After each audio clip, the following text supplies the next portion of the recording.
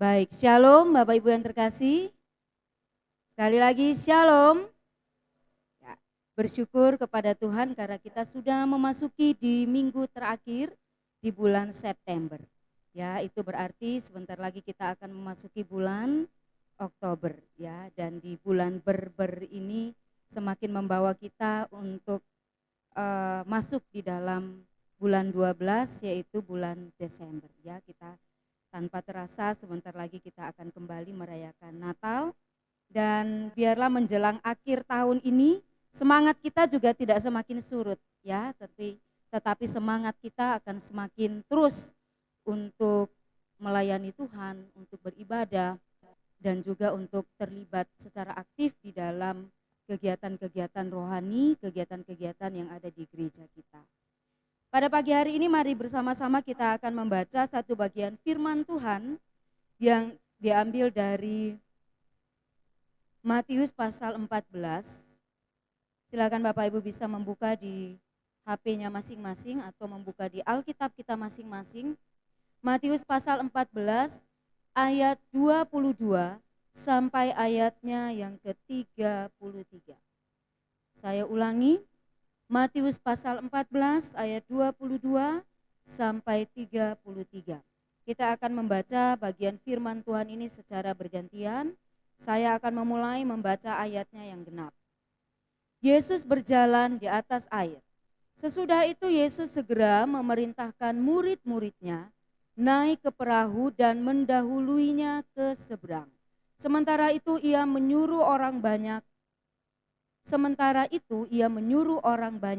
pulang.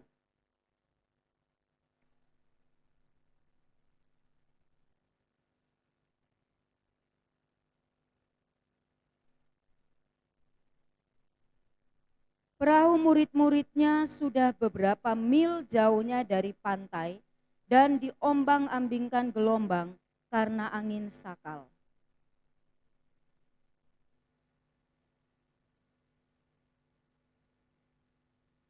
Ketika murid-muridnya melihat dia berjalan di atas air, mereka terkejut dan berseru, "Itu hantu!"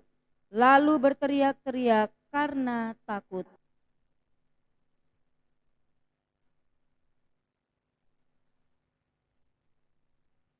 Lalu Petrus berseru dan menjawab dia, "Tuhan, apabila Engkau itu, suruhlah aku datang kepadamu berjalan di atas air."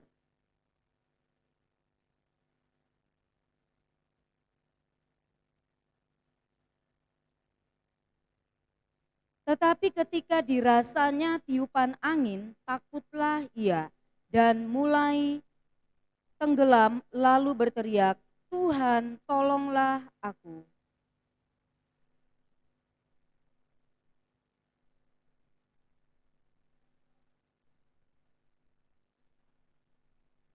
Lalu mereka naik ke perahu dan angin pun redalah.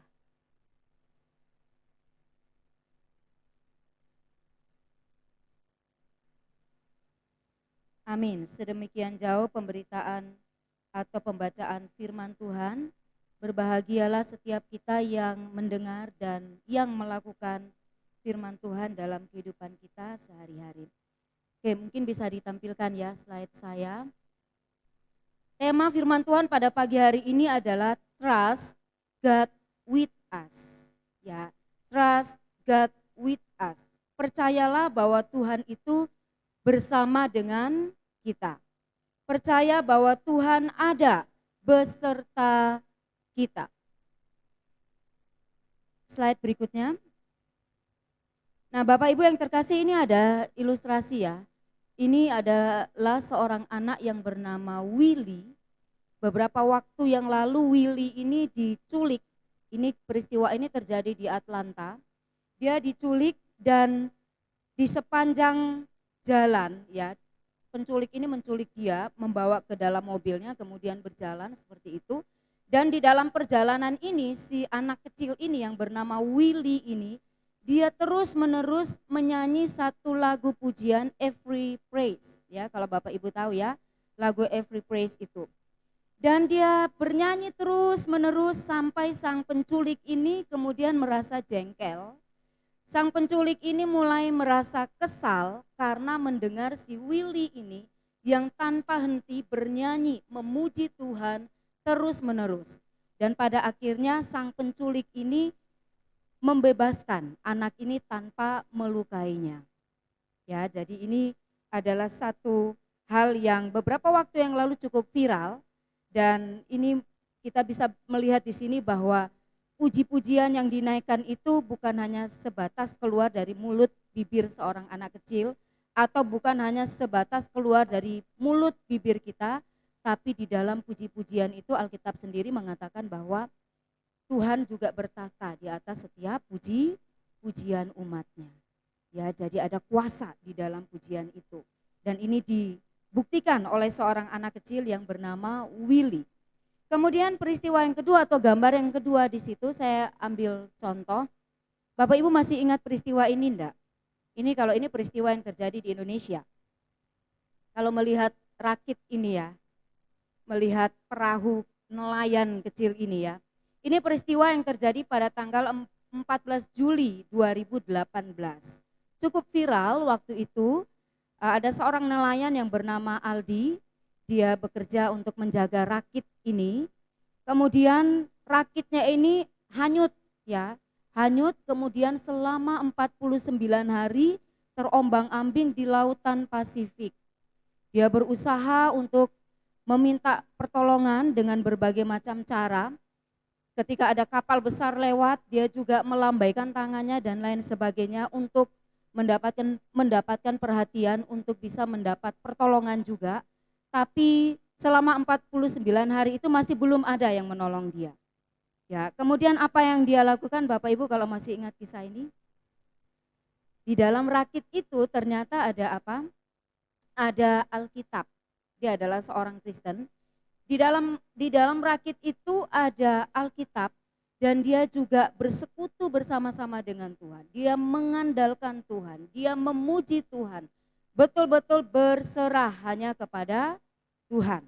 Selama 49 hari terombang-ambing di lautan lepas, di laut yang sangat luas itu. Ya, Bapak Ibu kita bisa membayangkan ya, seorang diri dengan rakit yang seadanya, dengan rakit yang sesederhana itu, kira-kira kita takut enggak apabila kita mengalami seperti ini? Takut ya. Tapi yang membuat dia bisa bertahan adalah karena dia punya pengharapan, ya.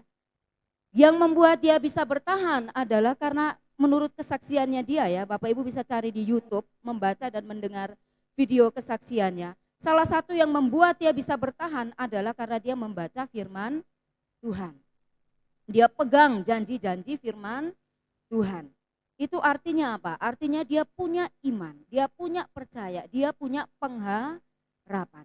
Dan pada akhirnya dia diselamatkan oleh satu kapal Panama, kapal yang besar, dan dia dipulangkan, dibawa ke Jepang kalau tidak salah, kemudian dari Jepang baru diterbangkan kembali ke Manado. Ya, peristiwa ini dia adalah seorang yang tinggal di Sulawesi ya, nelayan di sana. Seperti itu Bapak Ibu ya. Jadi kita melihat di sini bahwa di tengah-tengah situasi yang sulit, ini adalah dua gambaran bagi kita bahwa di tengah-tengah situasi yang sulit itu mereka tetap punya iman. Mereka tetap punya percaya. Ya, makanya sesuai dengan tema tadi, trust, percayalah Tuhan itu ada bersama-sama dengan kita. Nah, belajar dari firman Tuhan pada pagi hari ini, kita melihat di dalam slide berikutnya, kita melihat di dalam pembacaan firman Tuhan tadi, itu yang pertama menunjukkan kepada kita bahwa Yesus itu, Tuhan Yesus yang bersama-sama dengan para muridnya, itu adalah benar-benar 100% Allah yang sejati. Tuhan itu kan punya dua natur ya Bapak Ibu ya. Yang pertama dia adalah 100% Allah yang sejati. Lalu yang kedua sebagai manusia, naturnya dia sebagai manusia itu 100% manusia yang sejati. Jadi dalam naturnya Yesus sebagai 100% manusia yang sejati, menunjukkan juga dalam konteks firman Tuhan ini bahwa naturnya dia di sisi yang lain adalah 100% Allah yang sejati. Ya, jadi Tuhan Yesus itu adalah Allah yang sejati dan manusia yang sejati. Dia benar-benar menjadi manusia. Ya, dan bukti bahwa dia menjadi manusia yang sejati adalah dia lahir lewat proses kelahiran manusia secara normal. Betul? Dikandung oleh pengakuan iman rasuli kita, dikandung oleh seorang anak darah Maria yang bernama Maria, ya, kemudian lahir sesuai atau lahir sesuai dengan normalnya seorang manusia. Kemudian bukti dia adalah seorang manusia yang sejati, betul-betul manusia. Yesus juga pernah merasakan apa?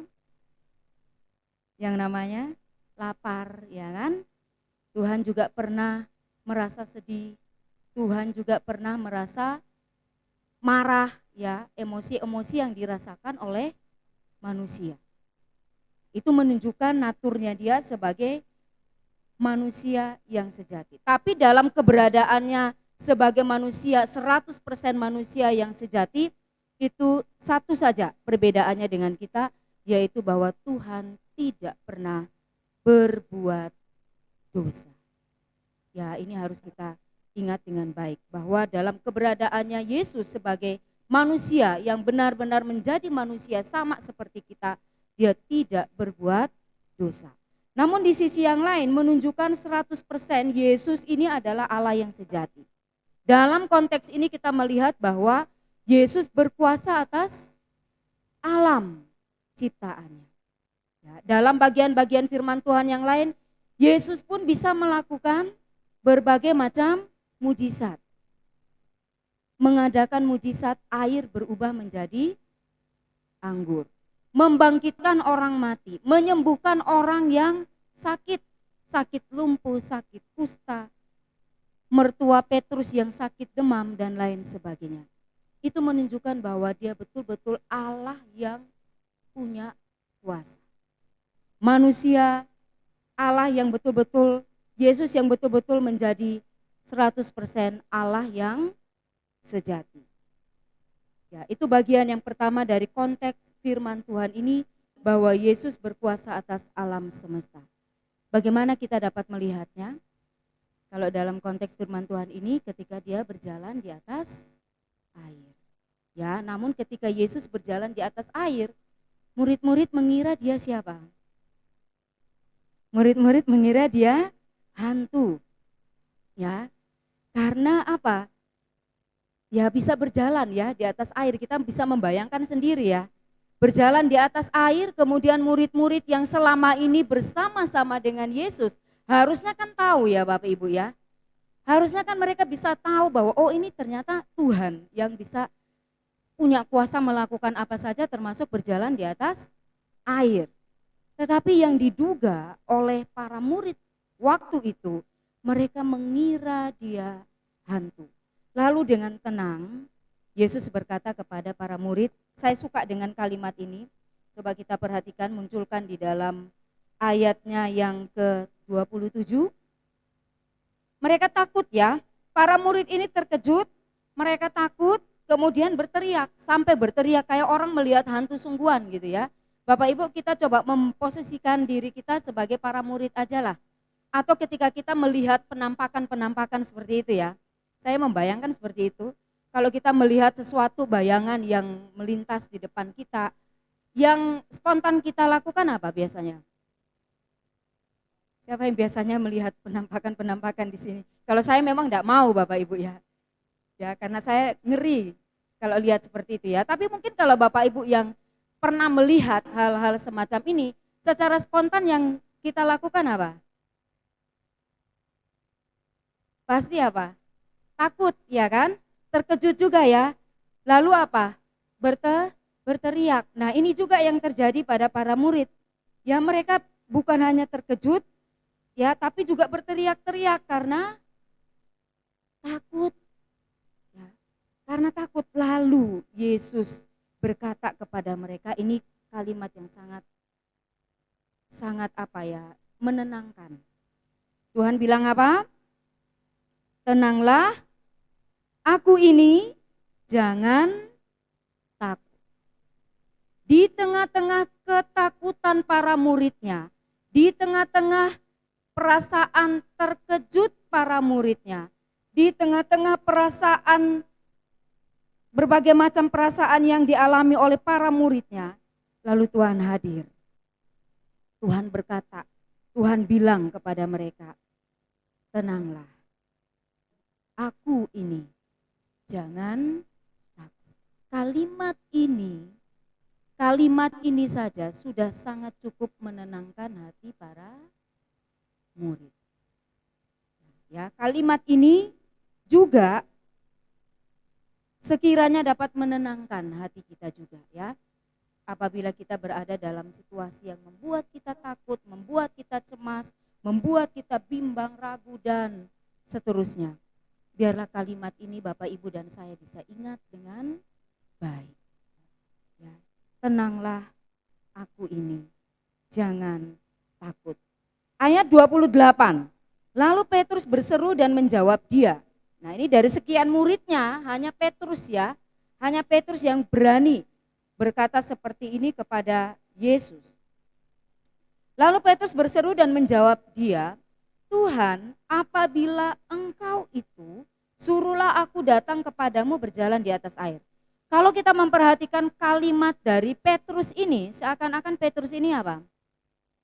Ingin menguji kan? Benar enggak sih Tuhan ini? Benar enggak sih ini Tuhan, gurunya mereka, rabinya mereka? Ya kan, dari kalimat ini ya, Tuhan apabila engkau itu. Seakan-akan Petrus ini ingin menguji, benar enggak sih ini Tuhan? Ya kan?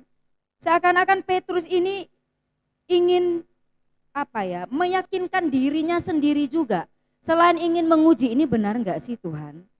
Ya kan, jangan-jangan benaran apa tadi? Hantu, ya kan? Jangan-jangan beneran hantu tadi ini. Oleh sebab itu Petrus ini menjawab ya kepada Tuhan, Tuhan apabila engkau itu suruhlah aku datang kepadamu. Petrus mungkin juga ingin meyakinkan dirinya sendiri bahwa kalau ini benar-benar Tuhan, nanti ketika Tuhan suruh datang, ya dia akan melakukan itu. Dan itu yang terjadi ya Bapak Ibu. Mari kita melihat, suruhlah aku datang kepadamu berjalan di atas air. Lalu ayat 29 kata Yesus, datanglah. Ya. Tuhan menjawab ya pertanyaan atau pernyataan dari Petrus tadi. Datanglah, silakan, datanglah. Coba munculkan di slide saya.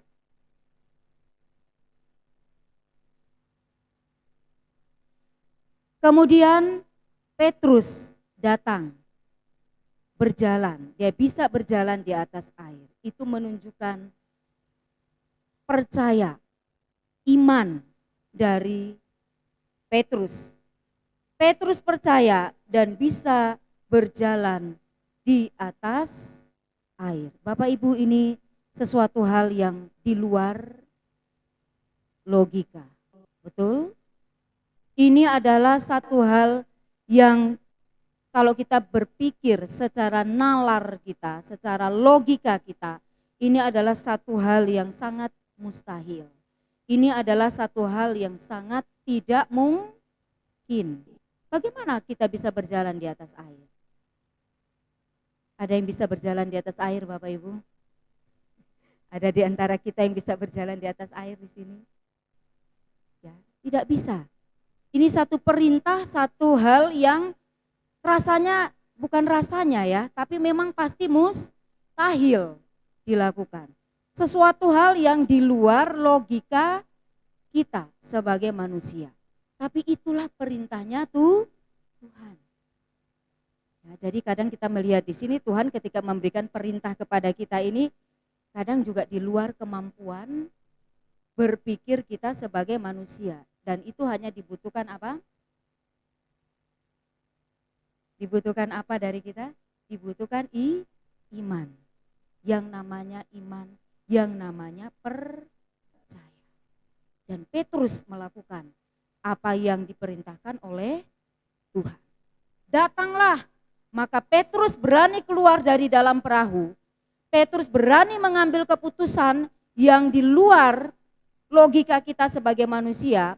Petrus berani mengambil satu keputusan yang tidak masuk akal. Dia keluar dari dalam perahu, dia keluar dari zona nyaman, dan dia berjalan di atas air. Itu dibutuhkan apa? Iman.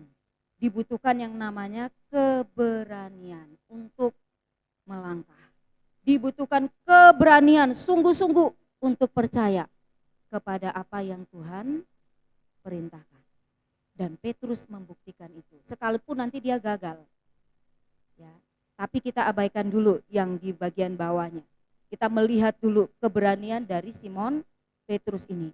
Kita melihat dulu keberanian dari seorang Petrus ya, yang mengajarkan kepada kita untuk juga mau percaya sungguh-sungguh kepada Tuhan. Kalau Tuhan bilang jalan, jalanlah. Kalau Tuhan bilang datang, datanglah. Kalau Tuhan bilang lakukan ini, lakukanlah. Tanpa kita harus berdebat panjang dengan Tuhan. Amin Bapak Ibu. Tanpa kita harus banyak bertanya. Tanpa kita harus banyak berargumen. Petrus tidak berargumen ya setelah Tuhan bilang datanglah. Apakah kita melihat dalam pembacaan tadi Petrus berargumen dengan Tuhan? Tidak ada. Ketika Yesus bilang datanglah, maka Petrus segera melakukan apa yang diperintahkan oleh Tuhan. Itulah yang disebut dengan percaya. Itulah yang disebut dengan iman. Itulah yang disebut dengan trust.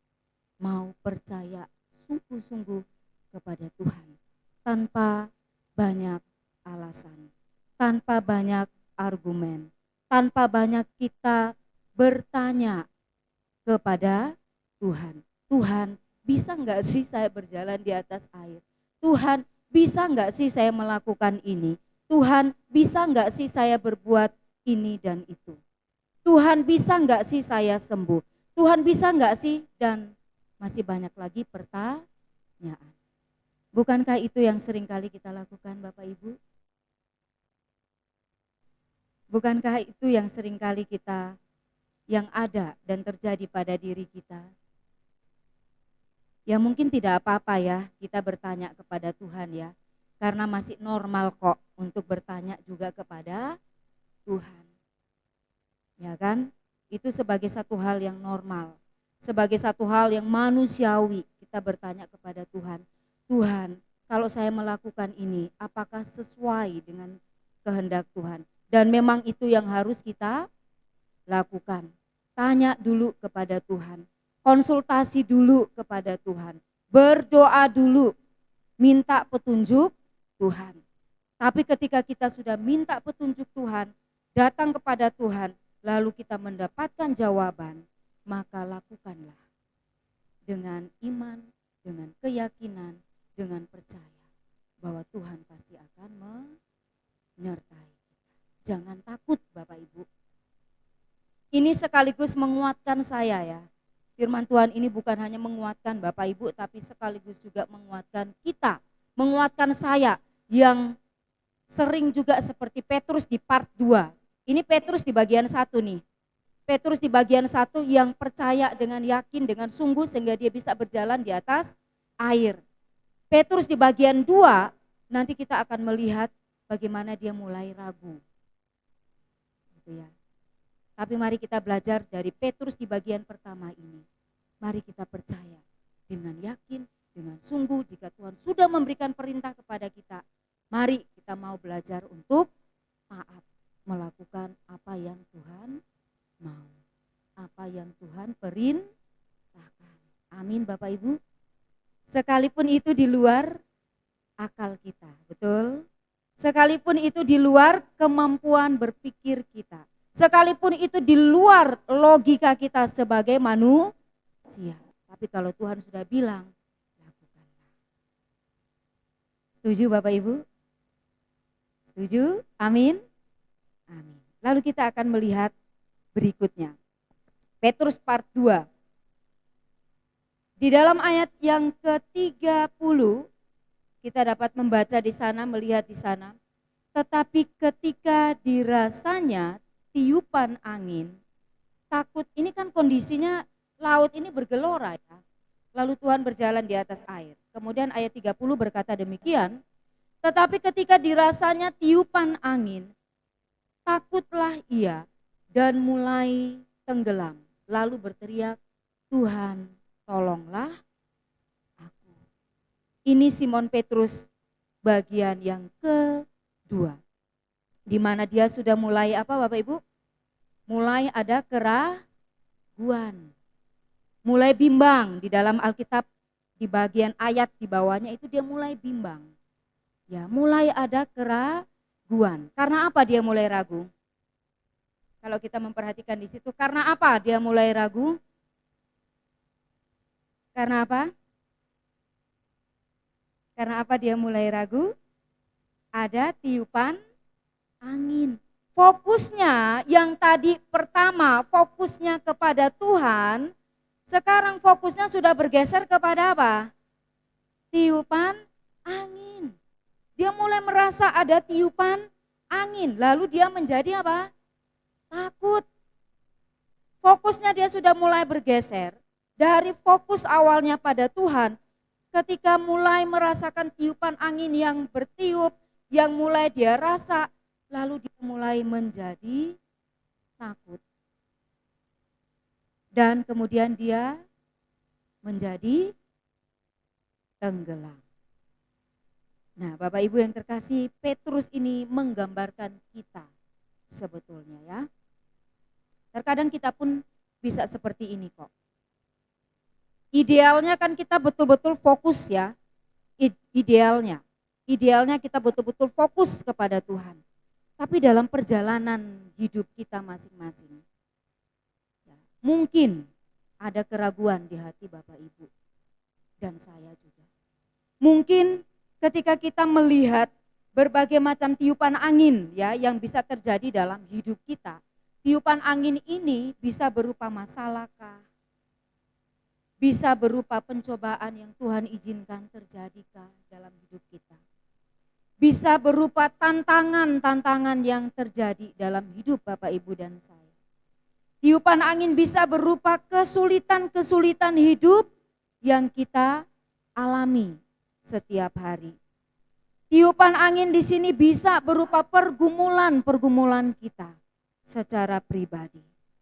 Tiupan angin bisa berupa sakit, penyakit, dan masih banyak lagi. Tiupan-tiupan angin yang bisa datang menerpa kita dan membuat kita mulai menjadi berfokus hanya kepada tiupan angin itu. Berfokus hanya kepada masalah. Fokus hanya kepada tantangan. Fokus hanya kepada pergumulan. Fokus hanya kepada sakit, penyakit. Lalu kita mulai melupakan fokus kita yang utama yaitu kepada Tuhan. Tiupan-tiupan angin ini bisa datang kepada Bapak Ibu dan saya. Tetapi dari firman Tuhan ini mari kita belajar bahwa tiupan angin ribut sekalipun yang datang kepada kita, yang mengguncang iman percaya kita, hidup kita, marilah kita berteriak kepada Tuhan seperti Simon Petrus berteriak kepada Tuhan di dalam ayat-ayat yang sudah kita baca itu. Petrus berkata apa? Tuhan, tolonglah aku. Tuhan, tolonglah aku. Di tengah-tengah dia mulai tenggelam. Fokusnya kembali kepada siapa? Fokusnya kembali kepada siapa? Kepada Yesus. Fokusnya kembali kepada Tuhan. Ketika Simon Petrus mulai tenggelam, dia datang kembali kepada Tuhan. Lalu dia berteriak, dia berseru, Tuhan, tolonglah aku. Di tengah-tengah angin, tiupan angin tadi, masalah, tantangan, pergumulan, mari kita juga berseru kepada Tuhan kita. Tuhan, tolonglah keadaan yang sangat mendesak. Ini bukan keadaan Petrus berada dalam situasi baik-baik saja. Ini bukan keadaan Simon Petrus lagi berada dalam situasi yang enak. Dalam situasi yang sangat mendesak, dalam situasi yang sangat urgent, di mana dia tidak bisa melihat pertolongan yang lain selain hanya kepada Yesus. Disitulah dia berseru kepada Tuhan, memanggil Tuhan untuk menolong dia. Petrus mau mengandalkan Tuhan untuk segera datang menolong dia. Dia percaya sungguh kepada Yesus, bahwa hanya Yesus satu-satunya yang bisa menolong dan menyelamatkan dia. Kenapa dia tidak berteriak kepada murid-murid yang lain di dalam perahu? Ya kan? Kan ada banyak teman-temannya tuh di dalam perahu. Ya, tapi kita melihat di sini, dia kembali kepada fokusnya. Dia kembali melihat kepada tujuan utamanya. Yesus yang dia percayai. Kalau kita melihat dari perjalanan iman Simon Petrus ini sangat menarik Bapak Ibu. Kalau mau dibuat grafiknya itu naik turun. Ini satu peristiwa yang kita pelajari. Ya, di dalam peristiwa yang lain ketika Yesus mau ditangkap, siapa yang menggebu-gebu ingin menjadi pembelanya Yesus? Siapa Bapak Ibu? Ya Petrus juga kan. Dia menjadi orang pertama yang berkata, Tuhan aku sekali-kali tidak akan pernah meninggalkan Engkau. Tapi Tuhan bilang apa? Petrus, pada hari ini juga sebelum ayam berkokok, engkau akan menyangkal aku. Ini perjalanan iman, perjalanan rohani, satu kehidupan spiritual dari Petrus yang jatuh bangun, naik turun. Dan mungkin perjalanan iman kita ini juga sama seperti perjalanan iman dari Petrus. Tapi lewat perjalanan iman yang naik turun itu tadi, akan membawa kita kembali kepada satu fokus, kepada satu tujuan, yaitu kita kembali melihat kepada Tuhan. Sesuai dengan firman Tuhan ini, Tuhan tolonglah aku. Seberapa banyak Bapak Ibu dan saya berseru, sama seperti Petrus berseru kepada Tuhan.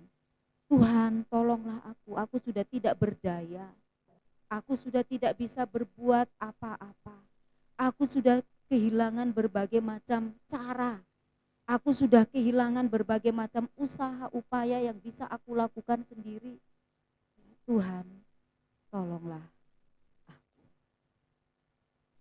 Biarlah ini boleh menjadi satu seruan bagi kita, bagi Bapak Ibu dan saya dalam menghadapi apapun juga. Mari kita datang berseru kepada Tuhan. Tuhan, tolonglah aku. Lalu kita melihat di dalam ayatnya yang ke-31. Apakah Tuhan meninggalkan Petrus? Apakah Tuhan meninggalkan Petrus Bapak Ibu? Sekalipun nanti Tuhan bilang, Tuhan juga mengajarkan ya, mengajari para muridnya. Tuhan juga bilang kepada mereka, engkau yang kurang percaya. Tapi Tuhan tidak pernah meninggalkan para muridnya. Di tengah-tengah para murid atau Petrus yang ketakutan dan berseru minta tolong kepada Tuhan. Ayat 31 ya, berkata demikian, Yesus mengulurkan tangannya dan memegang Petrus dan menyelamatkan Petrus. Itulah Tuhan yang kita percayai Bapak Ibu. Sekalipun iman kita mungkin bisa menjadi lemah, bisa menjadi goyah dengan berbagai macam situasi tadi. Tapi ketika kita datang kembali kepada Tuhan, berseru kepada Tuhan, Tuhan tolonglah aku. Tuhan tidak akan meninggalkan Bapak Ibu dan saya.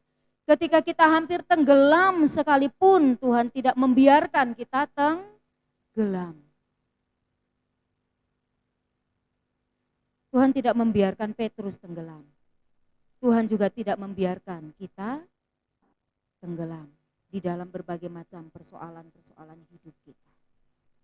Tapi tangannya, Tuhan mengulurkan tangannya dan memegang Petrus.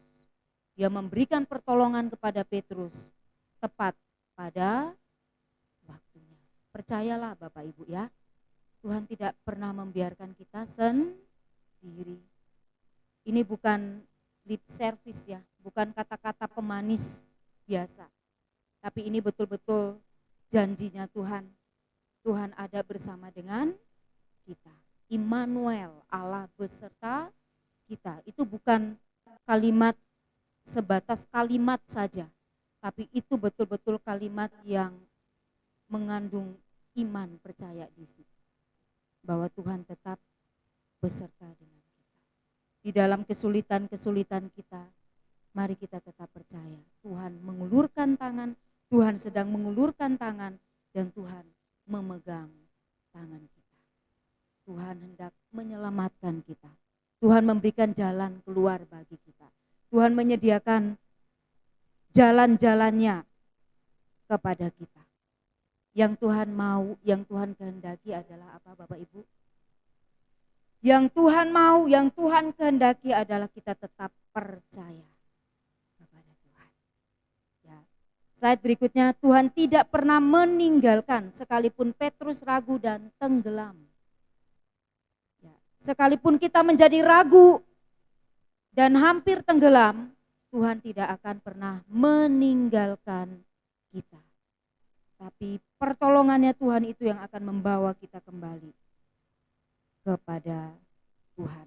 Sekalipun di dalam ayatnya, bagian terakhir, ayat 31, segera Yesus mengulurkan tangannya, memegang dia dan berkata, "Hai orang yang kurang percaya, mengapa engkau bimbang?" Ini menunjukkan keraguannya Petrus tadi ya. Ini menunjukkan kebimbangannya Petrus tadi. Tuhan juga mencela kok para muridnya. Tuhan juga mendidik para muridnya. Tuhan juga mengajari para muridnya dengan kata-kata yang tajam seperti ini. Dengan kata-kata yang keras seperti ini. Tapi Tuhan sekali-kali tidak meninggalkan mereka. Tuhan mau mengajarkan kepada para murid, mereka yang kurang percaya itu untuk menjadi percaya. Tuhan juga mau mengajarkan kita yang kurang percaya ini, yang mungkin masih ragu, yang mungkin masih bimbang, untuk menjadi sungguh-sungguh percaya. Menghilangkan segala keraguan kita, menghilangkan segala kebimbangan kita, dan menaruh percaya sungguh-sungguh kepada Tuhan. Lalu mereka naik ke perahu dan angin itu pun menjadi reda. Kembali lagi ke slide yang pertama itu tadi ya. Angin reda menunjukkan Yesus betul-betul berkuasa atas alam semesta, ciptaannya. Sehingga angin pun menjadi reda. Poin yang terakhir yang dapat kita lihat bersama-sama adalah yang dapat kita pelajari dari bagian firman Tuhan ini. Poin yang terakhir itu ada pengakuan akan kedaulatan Tuhan. Ya, pengakuan akan kedaulatan, pengakuan akan otoritas Tuhan. Di dalam ayatnya yang ke-33, mari kita bersama-sama kembali kepada teks Alkitab. Ayat 33, dan orang-orang yang ada di perahu menyembah Dia. Orang-orang ini adalah para muridnya ya. Orang-orang yang ada di perahu itu menyembah Dia. Katanya, sesungguhnya engkau anak Allah. Semua peristiwa yang terjadi pada waktu itu membawa para murid bersama dengan orang-orang yang ada di dalam perahu itu untuk menyembah Tuhan. Mengakui bahwa Yesus itu adalah anak Allah. Dan biarlah lewat peristiwa-peristiwa hidup kita masing-masing, itu juga akan membawa kita datang kepada Tuhan untuk menyembah Tuhan. Amin. Masalah yang Bapak Ibu dan saya hadapi akan membawa kita untuk datang menyembah Tuhan. Betul? Tantangan hidup, pergumulan-pergumulan, kesulitan-kesulitan yang kita hadapi akan membawa kita datang menyembah Tuhan, akan membawa kita datang kepada Tuhan, dan kemudian kita berkata, sesungguhnya Engkau adalah anak Allah. Jangan sampai yang terjadi sebaliknya. Masalah, tantangan hidup akan membuat kita jauh dari Tuhan. Karena ada dua aja, respon atau reaksi kita atau hasilnya hanya ada dua. Lewat masalah hidup yang kita alami akan membuat kita jauh dari Tuhan, meninggalkan Tuhan, atau yang kedua akan membuat kita semakin dekat dengan Tuhan, akan membuat kita semakin bergantung, berharap, bersandar dan mengandalkan Tuhan. Yang mana yang akan kita pilih itu tergantung pada pilihan kita masing-masing. Ya, tetapi belajar dari firman Tuhan pada pagi hari ini, dari teladan Petrus, mari kita belajar supaya di akhir dari masalah-masalah apapun yang Bapak, Ibu, dan saya hadapi, semuanya itu akan membawa kita untuk datang kepada Tuhan, menyembah Tuhan, mencintai Tuhan lebih sungguh lagi, mengasihi Tuhan dengan lebih sungguh-sungguh dan lebih serius lagi, dan membuat kita semakin percaya, mengandalkan Tuhan, dan berkata, sesungguhnya Engkau adalah anak Allah. Kesimpulannya bagi kita pada pagi hari ini,